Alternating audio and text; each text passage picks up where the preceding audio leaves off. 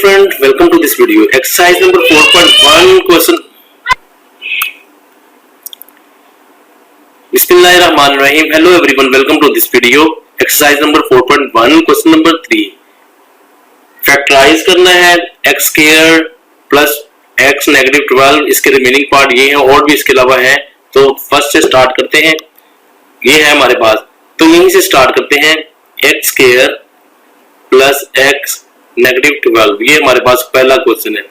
First of all आपने x square वाली को विदाउट x वाली से मल्टीप्लाई कर देना है, ये आ जाएगा नेगेटिव 12x स्क्वायर। ओके, इसको करने से अब आपने x वाली वैल्यू लेनी है, ये x है यहाँ पे।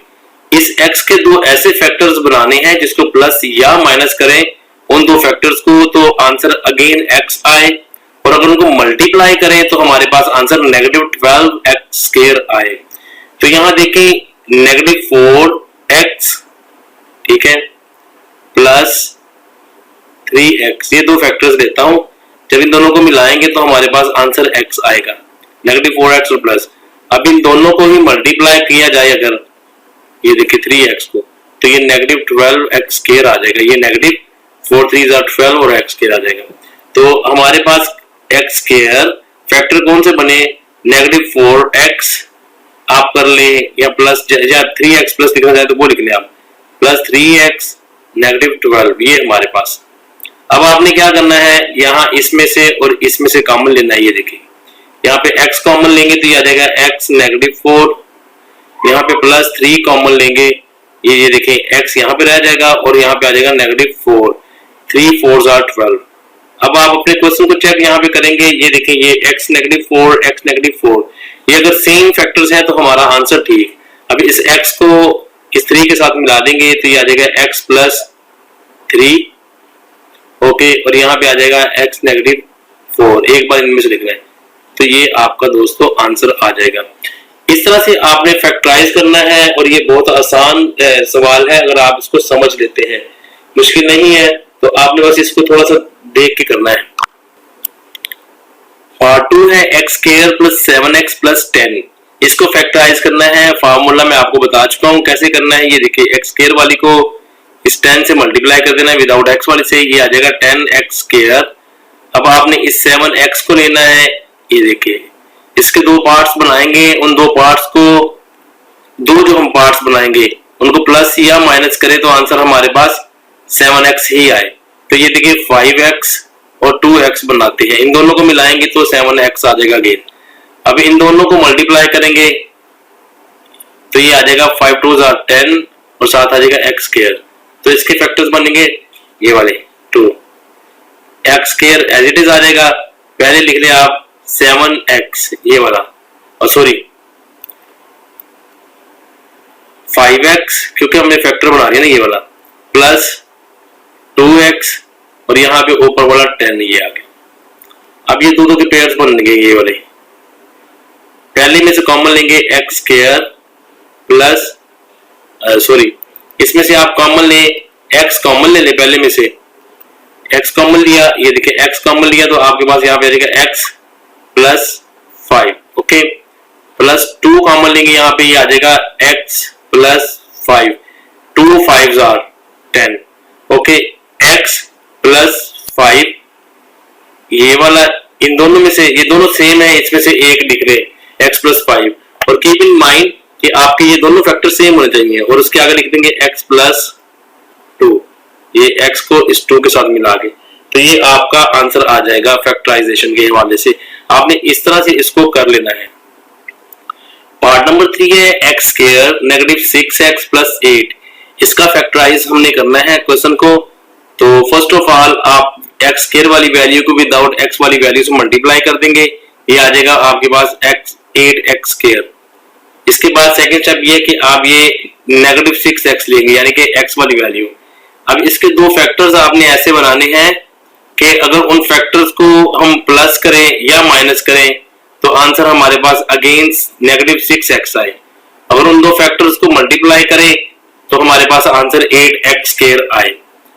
तो ये देखिए नेगेटिव 6x है, इसके आपने दो फैक्टर्स ऐसे बनाने हैं कि जिससे ये कंडीशन पूरी हो जाए। तो यहाँ पे आ जाएगा नेगेटिव 4x -2x, इन दोनों को मिलाएंगे तो -6 आ जाएगा x। अब ये -4x और -2x, इन दोनों को मल्टीप्लाएंगे तो 4 2 आर 8, नेगेटिव नेगेटिव मिलेंगे तो प्लस, और ये आ जाएगा x स्क्वायर। ठीक है, तो हमारे पास जो हमारा क्वेश्चन होगा वो ऐसे लिखेंगे x स्क्वायर। अब इसके आप लिखेंगे -4x, -2x plus 8। Okay, now x इन दोनों में से आप कॉमन लेंगे x, और ये आ जाएगा x -4। यहाँ पे आपने क्या करना है, इन दोनों में से कॉमन लेना है आपने, -2 लेते हैं तो यहाँ पे आ जाएगा x, और ये क्योंकि बाहर नेगेटिव है, ये वाला साइन जो है प्लस वाला ये नेगेटिव हो जाएगा, और 2 4s आर 8। ठीक है, अब आपने ये देखना है कि आपका ये फैक्टर और ये फैक्टर सेम होने चाहिए, सेम है तो आपका आंसर ठीक होगा। एक बार x -2 लिख लें और इसके बाद x -4 लिख लें इसको, ये आपका आंसर बन जाएगा। इस तरह से आपने इसका आंसर निकाल लेना है। पार्ट 4 है हमारे पास, क्वेश्चन है x स्क्वायर -56 फैक्टराइज हमने करना है। तो फर्स्ट ऑफ ऑल आप क्या करेंगे, x स्क्वायर वाली वैल्यू को विदाउट x वाली से मल्टीप्लाई कर लें। तो ये x स्क्वायर पॉजिटिव है, -56x है, तो ये देखिए -56x स्क्वायर आ जाएगा। इसके करने के बाद आपने इस x वाले को लिख लेना है -x। ठीक है, अब इस -x को आपने 2 हिस्सों में ऐसे ब्रेक करके लिखना है, 2 इसके फैक्टर्स बनाने हैं कि उनको प्लस या माइनस करें तो उसका आंसर -x ही आए, और अगर उन 2 फैक्टर्स को मल्टीप्लाई करें तो आंसर हमारे पास -56x स्क्वायर आए। तो यहाँ पे देखें -8x प्लस 7x लेते हैं, क्यों? क्योंकि जब इनको दोनों को मिलाएंगे आपस में प्लस करेंगे तो ये आ जाएगा -x। अब 8x और 7x को मल्टीप्लाई करेंगे ना -8x को, तो नेगेटिव साइन आएगा, 56 आएगा और x स्क्वायर आ जाएगा इस तरह से। ठीक है ना, आप इस तरह से, आपको टेबल आना चाहिए, आप इस तरह कर सकते हैं। अब x स्क्वायर -8x लिख लें या प्लस 7x लिख लें, आपकी मर्जी है। यहाँ पे लिखेंगे प्लस 7x -56, इस तरह से लिख लिया। अब इन दोनों में से आप कॉमन लेंगे, इसमें से और इसमें से, ये आ जाएगा x square, sorry x common लेंगे ना जब आप, तो यहाँ पे आ जाएगा x -8 प्लस का साइन लगाएंगे। अब इसमें से 7 कॉमन लेंगे आप, यहाँ पे x रह जाएगा, यहाँ पे 7 8s आर, नेगेटिव साइन लगाएंगे 8s आर। तो अब इसके बाद आपने ये देखना है कि ये वाला और ये वाला दोनों आपके सेम होने चाहिए। अगर आपकी दोनों ये वैल्यू सेम है तो आपकी फैक्टराइजेशन बिल्कुल ठीक है। अब आपने एक बार इनमें से लिख लेना है, 8 - x को लिख लेना है, एक बार आपने लिख लेना है x प्लस 7, ये हमारा आंसर आएगा। इस तरह से आपने इसको कर लेना है। -10x -24, तो फैक्टराइज करना है। First of all x square वाली वैल्यू को विदाउट x वाली से मल्टीप्लाई करेंगे तो आ जाएगा -24x स्क्वायर। ओके, अब इस -10x को लिख लेंगे, -10x को। ठीक है, अब इसके 2 पार्ट्स हमने बनाने हैं, ये देखिए मैंने लिख लिया इसको। यहाँ पे 2 ऐसे फैक्टर ढूंढने हैं जिनको प्लस करें तो हमारे पास आंसर -10x आए। पहले तो हमने वो ढूंढ लेना, तो हम क्या करें, यहाँ पे हम करते हैं -12x ले लेते हैं और प्लस 2x ले लेते हैं। ठीक है, इन दोनों को जब मिलाएंगे आपस में तो 10x आ जाएगा। अब -12x इसको मल्टीप्लाई करेंगे 2x के साथ, तो ये आ जाएगा 24x स्क्वायर नेगेटिव। इसका मतलब है फैक्टर हम मिल गए। अब क्या करेंगे, x स्क्वायर ये वाला, और यहाँ पे लिख लेंगे -12x और लिख लेंगे प्लस 2x -24। ओके, इसकी जगह पे हमने फैक्टर्स लगा दिए हुए। तो यहाँ पे इन दोनों में से अब कॉमन लेंगे, x कॉमन लेंगे तो ये आ जाएगा x -12 प्लस का साइन लगाया, यहाँ पे से 2 कॉमन लिया तो ये आ जाएगा x -12 बिकॉज 2 12s आर 24, तो ये ले लिया। अब चेक करने के लिए x -12 देखना है कि हमारा आंसर ठीक है या गलत है। तो इन दोनों को देखेंगे, अगर ये फैक्टर हमारे सेम है तो हमारा आंसर बिल्कुल ठीक है। अब आप x को इसके साथ लिख लें x प्लस 2 और इसमें से x -12, इस तरह से लिख लेंगे, ये हमारा आंसर आ जाएगा। पार्ट 6 है y² + 4y -12 तो फर्स्ट ऑफ ऑल आपने क्या करना है, वाई स्केयर वाली वैल्यू को विदाउट वाई से मल्टीप्लाई कर देना है। ये आ जाएगा 12 वाई स्केयर यानी कि -12, क्योंकि यहाँ पे 12 के साथ नेगेटिव साइन है। अब आपने 4y को लेना है, 4y इसके आप फैक्टर्स बनाएंगे, दो इस तरह के फैक्टर्स। ये देखिए कि उनको अगर प्लस या माइनस किया जाए तो आंसर क्या आए, 4y ही आए। ठीक है, तो ये देखिए यहाँ पे मैं लेता हूँ 6y और साथ ही लेता हूँ -2y। जब इन दोनों को मिलाएंगे ये देखिए 6y -2y तो ये आ जाएगा 4y। ओके, अब इन दोनों को अगर मल्टीप्लाई किया जाए 6y मल्टीप्लाई -2y, तो इन दोनों को मल्टीप्लाई करें तो ये आ जाएगा 6 2s are 12, ये नेगेटिव साइन और यहाँ पे वाई स्केयर। तो ये देखिए मल्टीप्लाई करने से ये आंसर आ जाएगा 12 -12 वाई स्केयर और प्लस माइनस करने से हमारे पास 4y आए। तो हमारे पास फैक्टर्स बने वाई स्केयर, यहाँ पे आप लिख दे +6y -2y जो हमने फैक्टर बनाए हैं, और यहाँ पे -12। ओके, इक्वल टू का साइन लगा ले और इसके बाद आपने इन दोनों में से कॉमन लेनी है एक वैल्यू। तो यहाँ पे y कॉमन ले लेते हैं, यह आ जाएगा y +6 और इन दोनों में से कॉमन लेनी है आपने, -2 कॉमन ले लिया और यहाँ पे आ जाएगा y, नेगेटिव बाहर लिया है तो ये वाला प्लस हो जाएगा, ये प्लस हो जाएगा 6। अब आपने चेक करना है कि आपका फैक्टर ठीक है या नहीं। ये देखो y +6 है, y +6 है, इसका मतलब हमारे फैक्टर्स बिल्कुल ठीक है। तो इस y को इस 2 के साथ मिलाएंगे, y -2 और उसके बाद इन दोनों में से एक को लिख देंगे y +6 में से एक बार। तो यही दोस्तों हमारा आंसर होगा। इस तरह से आपका आंसर निकल आएगा। पार्ट 7 है वाई स्केयर +13y +36। ये हमारा क्वेश्चन है, इसको फैक्टराइज करना है।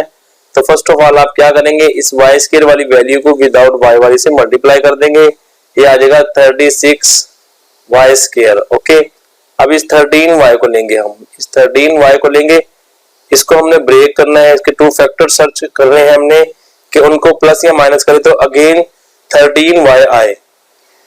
ठीक है, तो 2 फैक्टर्स देखते हैं और अगर उनको मल्टीप्लाई किया जाए तो 36y स्केयर आए। तो इसका ये देखें 9y + 4y, इनको मिलाएंगे तो ये आ जाएगा 13y। अब यहाँ पे 9y मल्टीप्लाई किया जाए 4y से तो 9 4s are 36 और ये आ जाएगा y स्केयर। ये हमें 2 फैक्टर्स मिल गए। इक्वल टू का साइन लगाएं, यहाँ पे ये y स्केयर ऊपर वाला वैसे आ जाएगा। यहाँ पे आप लिख देंगे पहले 13y सॉरी, अब आप लिखेंगे यहाँ पे 9y, जो हमने फैक्टर बनाया ना हमने वो लिखना है। ये देखें जी, ये 9y + 4y इस 13 के जो हमने बनाए +36। ओके, y अब इन दोनों में से कॉमन लेंगे, आप y कॉमन ले लेंगे, y +9 प्लस का साइन लगाए। अब इन दोनों में से कॉमन ले लेंगे, 4 कॉमन लिया और यहाँ पे आ जाएगा y +4 9s are 36। तो ये देखें हमारा ये दोनों y +9 ये सेम है, इसका मतलब हमारा आंसर एग्जैक्टली हमारी फैक्टराइजेशन ठीक हुई है। अब y +9 एक बार लिख लें, ओके, और इस y को +4 के साथ लिख लें, y +4। तो यही हमारा आंसर होगा दोस्तों। पार्ट 8 है हमारे पास x² -x -2, इसकी फैक्टराइजेशन हमने करनी है।